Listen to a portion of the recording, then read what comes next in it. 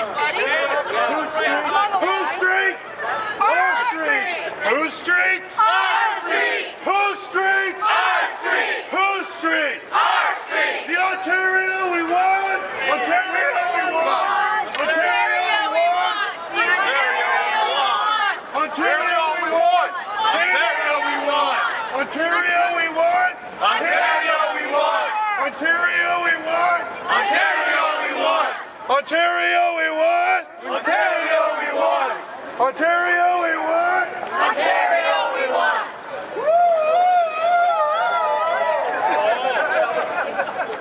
But he did.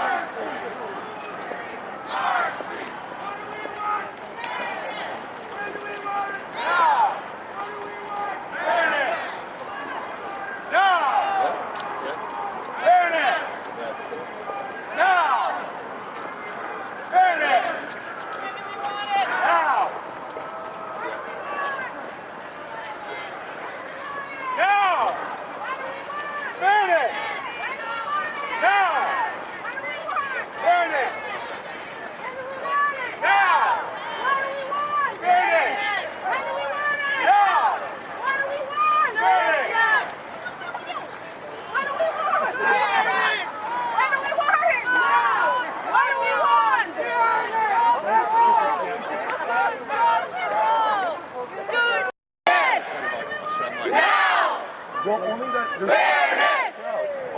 Now!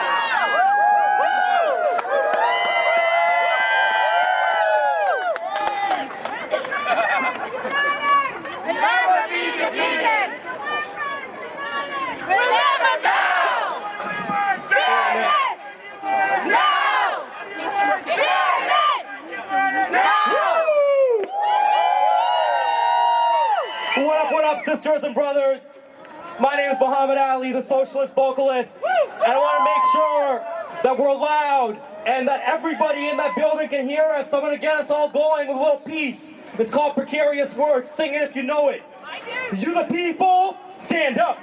We the people, get your hands up. Unless you in handcuffs, I want to see you amped up. We the people, get them hands up. You the people, stand up.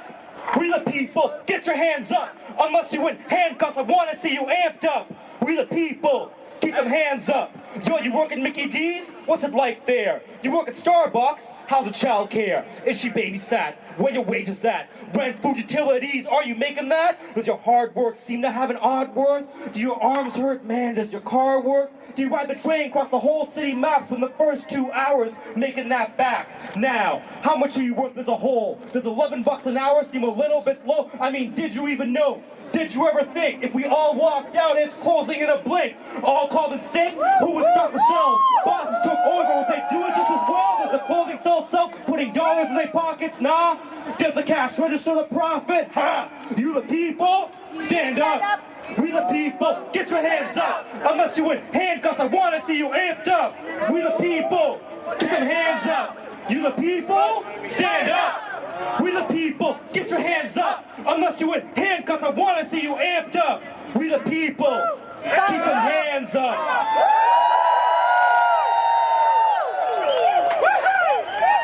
Thank y'all very much.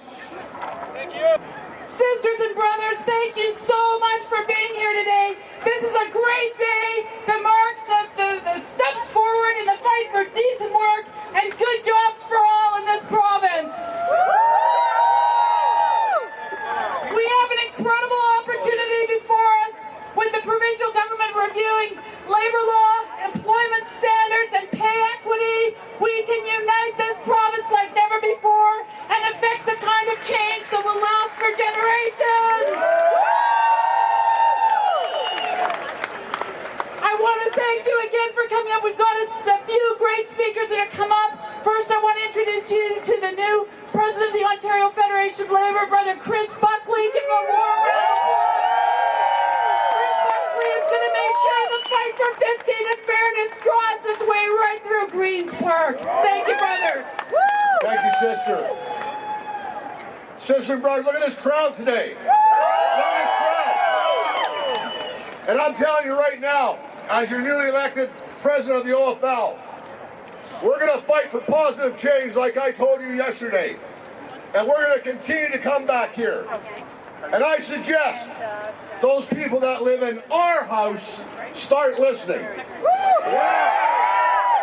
Because as I look over the crowd of sisters and brothers here, they need to understand we're going to keep coming back. We're going to continue to come back. And if they don't listen and they don't put positive change in, I can see us one day having a crowd all the way down University Avenue. And then when we bring that crowd up to Queen's Park here, we're not going anywhere. We're not going anywhere until we get justice. Look at the fight in the United States right now for the $15. We understand what they're doing, and we understand what we're doing here, but for far too long, those ears in our house are not listening. Some might get it, but they won't come out public and say it. How would those people not our house that are probably parents, how would they like their kids graduate into that big cloud of uncertainty? How would they like to try to raise a family on the minimum wage today? How would they like to go under the employment line and the only job they can find is for a contact worker, precarious work, lucky to have 2 or 3 hours every couple of days? Sisters and brothers, this is not the Ontario we want. And this is not the Ontario we deserve. No! This country was built on good paying jobs. This province was built on good paying jobs. And we are at a point now, sisters and brothers, enough is enough. We're not going to take it anymore. Brother Sid Ryan has got a great history in this movement of standing up for workers' rights. Whenever workers needed the union, whose face you see first? In the front of a lineup, in the front of a rally, Brother Sid Ryan. And I commit to you, I will carry on that tradition.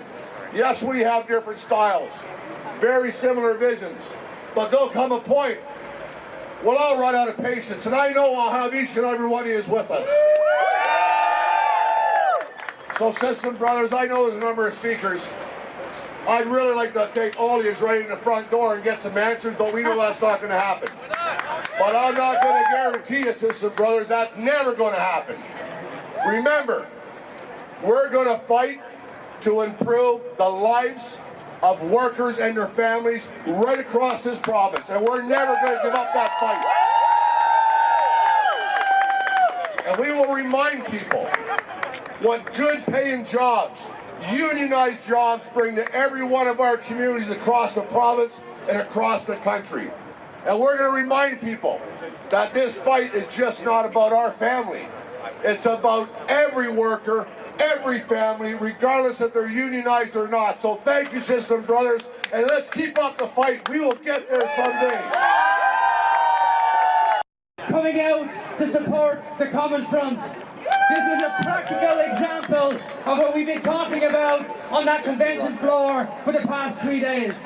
We've been saying that we've got to stand in solidarity with those workers who don't have a union and those workers who are earning minimum wage or a little bit better. Because we need to raise the floor for all workers in this province, not just for those who belong to a trade union.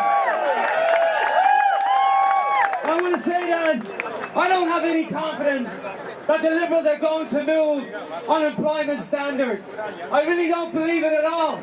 And I know that therefore we are going to have to mobilise in every single community across this province to let them know that we demand labour law reform in this province. We've not seen it. We've not seen labour law reform in 20 years since the NDP were in government. That's the last time we saw labour law reforms.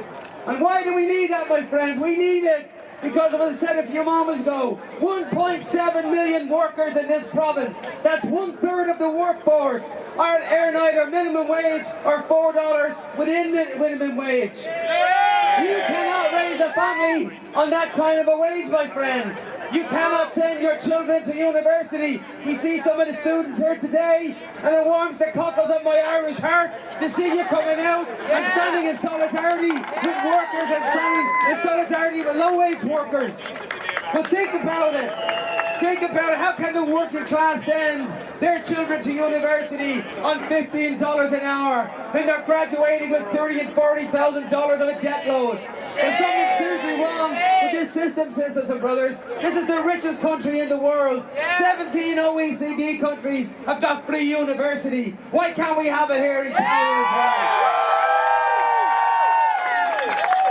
But I want to come back to these low-wage workers. Because, you know, when you think about this campaign that has gotten so much support right across this nation, and I want to take my hats off to the Workers' Action Centre for putting this on the agenda, for making it an issue in the last election. But we're nowhere near finished, my friends. But it is achievable. When we had Tom McCare, who spoke to us today, when he basically stood up and said in that federal election that we will raise the minimum wage to $15 an hour. That gave us a tremendous injection of energy, and it legitimized this movement, which says that $15 an hour is not too much to ask for. So seriously, we really need to make absolutely certain that we drive this agenda. They got $15 an hour in New York City, they got it in Seattle, they got it in Chicago, they got it in California. And they're no raving socialists in the south, of us. If they can do it in those states, by God, why can't we do it here in Ontario? So, my friends, think about this Common Front, because this is just one issue. There are many other issues we could talk about. We could talk about pensions, where 70% of Canadians don't have a pension plan. We could talk about people retiring into poverty. And we need this Common Front, and I'm delighted to see the doctors out here today. We got the students, we got seniors, we got the doctors, we got healthcare providers, we got postal workers, steel workers, we got the whole labour movement moving in this direction, my friends. And now we need to drive the agenda home. Now that we're beginning to get some traction, let's not give up. Let's not take our foot off their throats until we get $15 an hour and we get labour law reform in the province of Ontario. Thank you very much. Before we let you go, I want you to join me in a chant. We need $15 and a union. Good jobs for all. Ready? $15 and a union. Good jobs for all. $15 and a union. Good jobs for all. $15 and a union. Good jobs for all. $15 and a union. Good jobs for all. Sisters and brothers, and don't forget 4:30 Adelaide Sweeties. Let's go out and support the cleaners. Thank you, sisters and brothers.